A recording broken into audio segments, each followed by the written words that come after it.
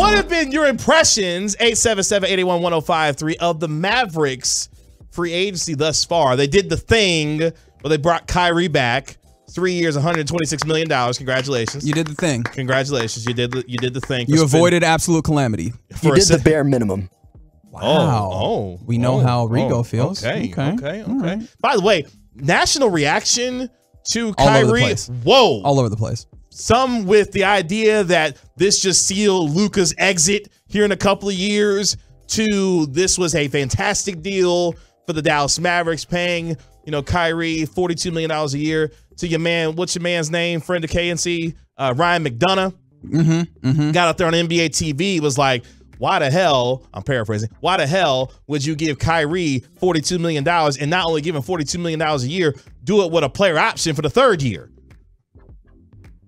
Because you've already gone in on this. Like, that decision was made. That's what I'm saying. Like, you've gone in, so you might as well, do the thing to seal the deal. You needed another star. He was the one that was available. You got married, right? Or at least you gave him the engagement ring, and now is the time to get. Now it's time to get to the altar. And you was officially get hitched.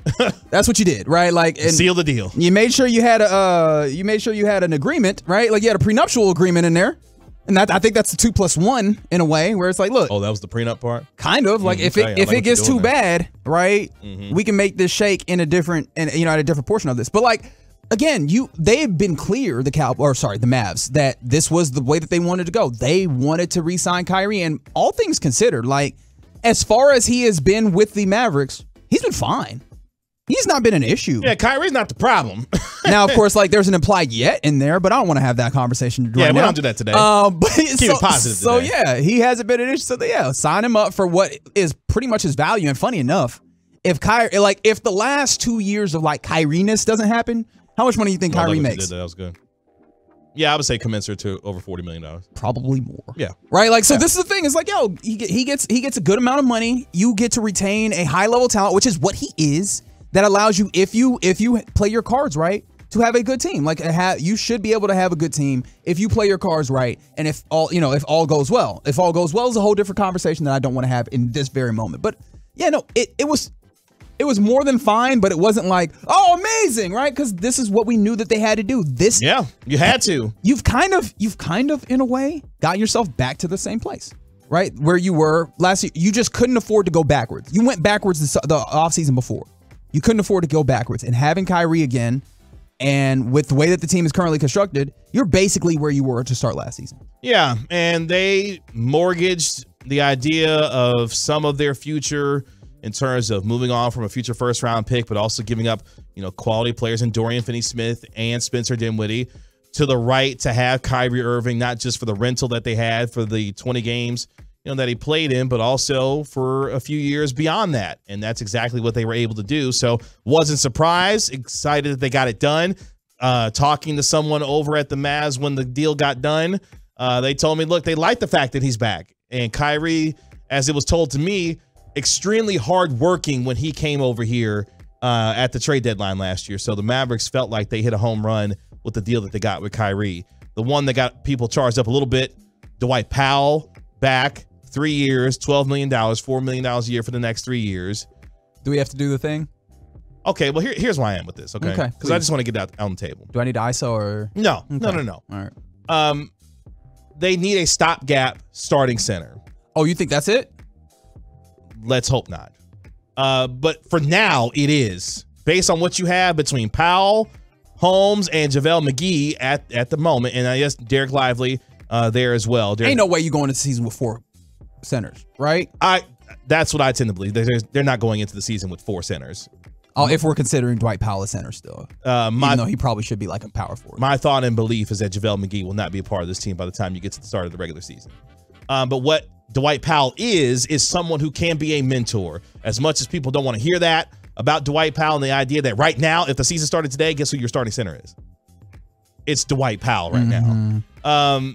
This is a veteran who knows this team, knows this organization, and will help bring Derek Lively along. Those are the positive aspects for it. And he'll do the things that you expect along Luka. He'll dive. Yep. He'll screen. He'll get hit in the face with a basketball. I don't know why that's a part of it, but it is. It is. That is part of the Dwight Powell experience. But here's the thing. I've tried to help people with this. if you're evaluating the Powell signing through the lens of what I was just describing, him being a leader and helping lively, it's a good signing at a good price. Even outside of the being a leader, like just his play is like, he's kind of that player. But if you're evaluating it through the lens of what the Mavericks have talked about this offseason. And what the Mavericks have done consistently, which is we try and framework is really the deal, is the name of the game with Dwight Powell in my thing. If he's framed properly, he's fine. Yes. Like he's fine as just like a rotational big, one of the guys in your big room. The problem is every time they try and frame as a rotational big, like last season, right? For instance, you bring in JaVale McGee. JaVale McGee will be your starting big. That's right. And then Dwight Powell will get some rotational minutes. That's and then when that doesn't work, it's like, why is Dwight Powell who put Dwight Powell starting? Wait, why is he on the starting lineup? He back in the lineup again? And then he ends up playing like 30 minutes. And then because of the organizational situation, he ends up, and I think that that's the situation. If you could keep him in the right place, which you're going to still need to do some work to do. Correct.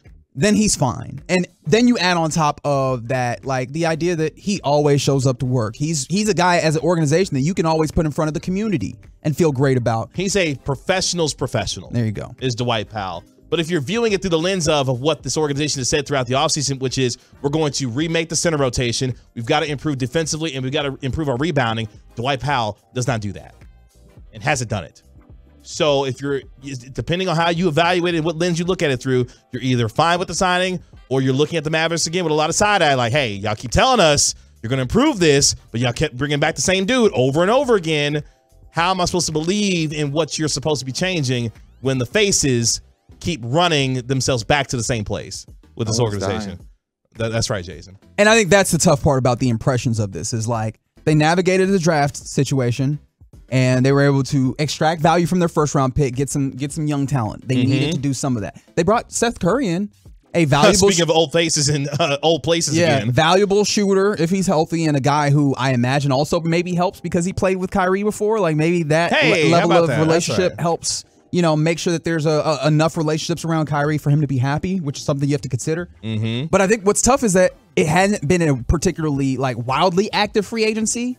And people, everybody knows around the Mavs that like they had work to do. Yes. And that work is not complete yet. So I think that gets people angsty. And I understand that, but I feel like it's a little ill-placed because the strongest portions of what they need to do, they can't do yet. You get what I mean?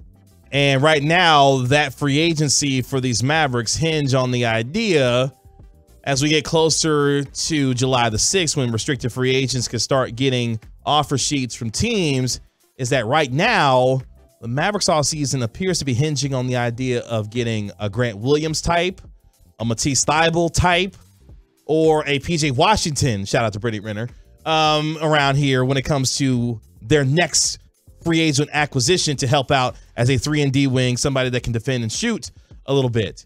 And if they strike out on all three of those guys, that'd be them. That'd be them clearing all the hurdles but the last one. All the hurdles? Because I don't think they've cleared all the center hurdles. Yeah, I don't think they've cleared the two biggest ones that they said coming into this offseason they needed to clear. Yeah, no, that's a good point. For some reason, I had forgotten about the center. No, the two big ones. And so, yeah, that's the problem with this. Is what I was talking about months ago. And sorry to do I said this before, but it's just like, yo, there's a lot of things they have to navigate. They navigate a draft. Cool. Like they re-signed Kyrie. Awesome. There's still more work to do. And I think that's why this is kind of an incomplete. But what they have done thus far is enough of a foundation to get to the end where you get to the end of offseason and you go, cool, you did it. And the wild thing about this, and I said this to you before we started this show tonight, if they are able to clear all of the hurdles, I'm talking about get you a good, solid starting big that you feel comfortable with. I'm talking about getting you a sizable wing player that can maybe knock down some threes and can definitely play some defense, guard the other team's best perimeter player. You do all of these things. You come into the season, I'm still not sure how good of a basketball team you are when it comes to contending in the West, because that's how tough it is. Yeah, that's a whole nother conversation for another time, because where this team is positioned based on some of the parts that they still have to improve, you're not looking at this team as a top 6 team right now in the West. Not until they figure out what they're doing with center and wing. Correct. So there's still plenty of work to do. That work can still be done as the rest of the week goes on, especially on July 6th when restricted free agents can start to get offer sheets. We'll see if Boston's willing to match with Grant Williams. We'll see if Portland's willing to match You know, with Matisse Thybulle, they've got a ton of things going on right now with that Damian Lillard thing. I don't know if you heard about that Damian Lillard thing. He don't want to play in Portland anymore? He don't want to be there no more. Interesting. Finally. Or at least he's admitting that he doesn't want to be in Portland anymore. Don't get me started on Dame. I kind of want to, but we don't have time. We don't have time. And if we did, we'd be here for 2 hours. I guess we'll be here anyway. It's the Get Right. We're Reggie KG right here on 105 through the Fan.